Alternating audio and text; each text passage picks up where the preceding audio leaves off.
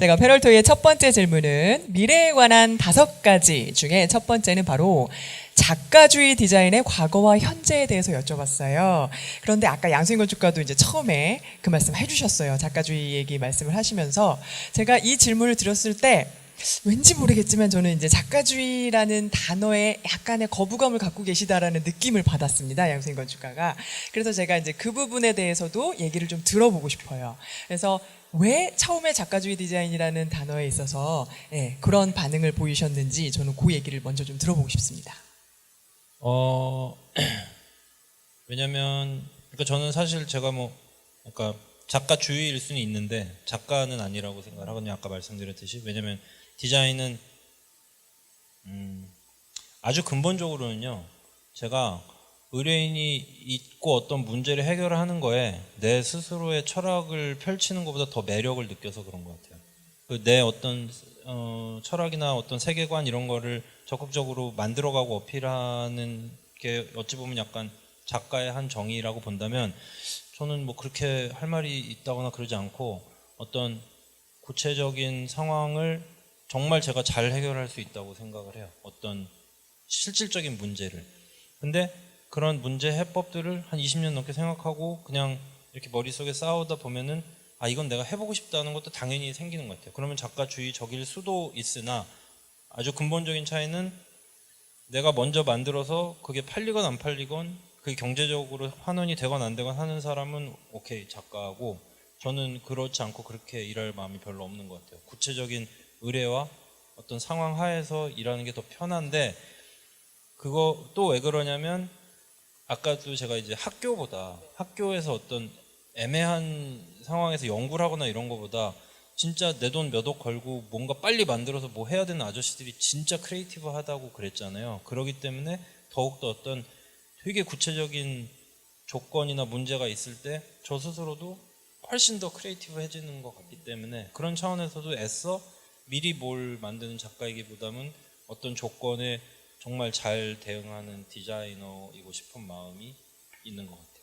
맞습니다. 이렇게 질문을 드렸을 때 그러니까 사람마다 다가오는 이 느낌이 다를 거라고 생각을 해요. 작가주의에 대해서 어떻게 생각을 하고 계신지 모르겠는데요. 제가 아니요, 전이요.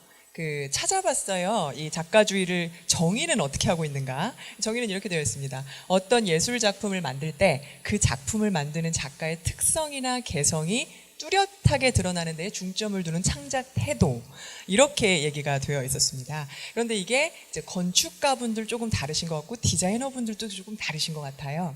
이 질문을 제가 드린 의도는 지난번에 출석을 하신 분들은 아마 들으셨을 거고 안 들으신 분들은 유튜브를 찾아보시기 바랍니다. 지난번에 저희가 오리지널리티와 아이덴티티의 차이에 대해서 토론을 했었어요. 그런데 그렇게 생각했거든요. 저는 양수인 건축가님의 답을 딱 받았을 때 저는 디자이너라고 생각하지 작가가 아니라고 생각합니다 라는 말씀을 하셨을 때 지난번에서 이어서 생각하면 아이덴티티가 있는 거는 디자이너일 수 있는데, 저는 오리지널리티까지 갖고 있으면 그게 작가성이 부여됐다라고 생각을 했어요. 그래서 저는 양수인 건축가가 그런 오리지널리티를 갖고 있는 건축가다라고 생각을 해서 이제 작가주의라는 말씀을 드렸던 거거든요. 그래서 그렇다면 이 송하엽 교수님과 이 안지용 대표님은 어떻게 이 작가주의를 해석을 하셨는지 사례를 통해서 설명을 부탁드렸습니다. 그랬더니 작가주의 디자인의 과거와 현재, 과거에는 이 사람의 이 작품이 작가주의였고 현재는 이 작품의 이 사람이 작가주의다라고 설명을 좀 부탁드렸더니 이런 답이 나왔습니다. 일단 가능하면 쉬운 예로 하자고 이야기를 하셔서 사실 1번은 이제 미스 반데르로의 이제 공모전 아니었는데 사실 너무나도 유명한 교과서에서는 늘 배우는 아닌데 지금은 사실 저런 건물이 너무 많아서 지금 보면 저게 뭐 작가야 저거 다 아무나 하는 거 아니야? 라고 생각하겠지만 그 당시에는 저런 거를 상상도 못했고, 그리고 어떤 시대 정신을 반영해서 그리고 앞으로의 펼쳐질 미래에 대한 선견지명으로 철골 구조로 이루고 바깥에 유리로 건물을 감쌀 수도 있어라는 제안을 했었는데 받아들여지지 않았던 거죠. 그러니까 분명히 저거는 저 사람만의 어떤 아이디어를 분명히 표방을 했던 거고, 심지어는 모두가 그 당시에는 저런 건물이 있을 수가 없어라고 생각했던 거를 일깨워졌기 때문에 과거의 작가였는데, 지금은 어떻게 보면 아주 그냥 당연한, 건물이란 건 저런 거 아니야 기본적으로, 이렇게 생각해 버릴 수밖에 없는 그런 형태가 되었던 거에 반해서 거의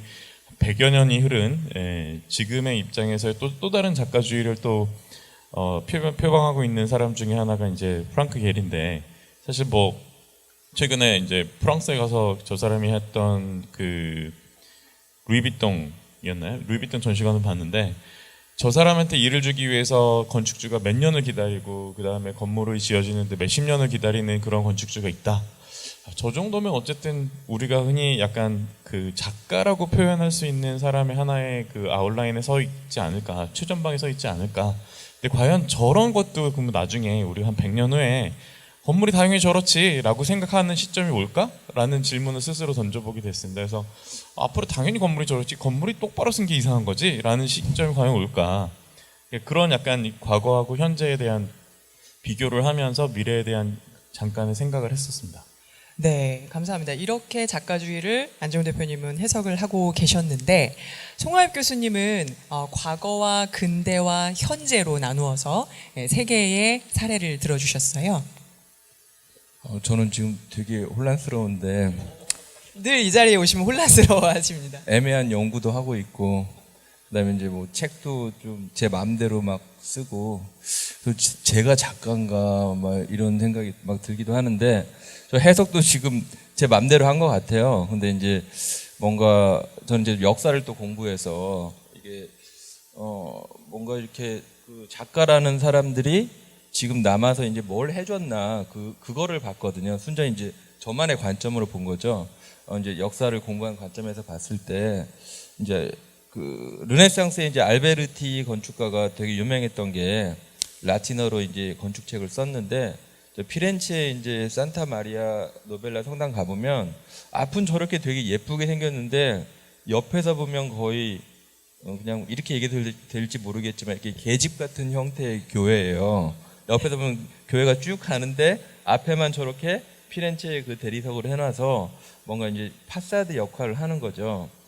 반면에 이제 롱시앙은 다 아시겠지만 그 2차 대전 때 저기가 폭파돼서 저 옆벽이 좀 더 중요한데, 저게 그 폭파된 돌들을 다 안에다 넣고 그 건물을 만들면서 이제 꼬르비제 이제 개인성이 들어가서 또 폐허로부터의 뭐 생성 이런 느낌도 줘서 뭔가 개인적인 코드에서 어떤 그 폐허를 해석하는 그 전쟁의 그거에 대한 해석하는 그게 되겠고, 그 누구지 저게 드레스덴 저기 누구지?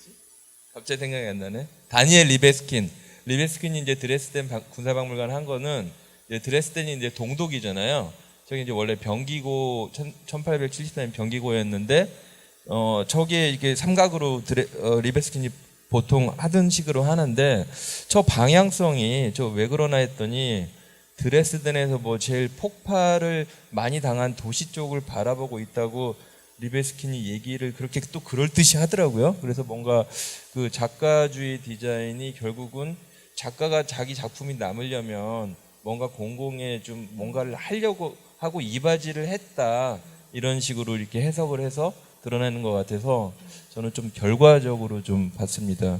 항상 애매하게 살고 있지만